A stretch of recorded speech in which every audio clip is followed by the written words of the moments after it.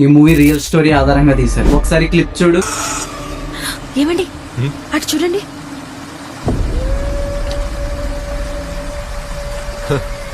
మీ ఊళ్ళో కూడా ధైర్యవంతులు ఉన్నట్టున్నారు. ఏ అమ్మాయి అటువైపు వెళ్ళకూడదు, దెయ్యమేమో. ఊరికే ఉండండి.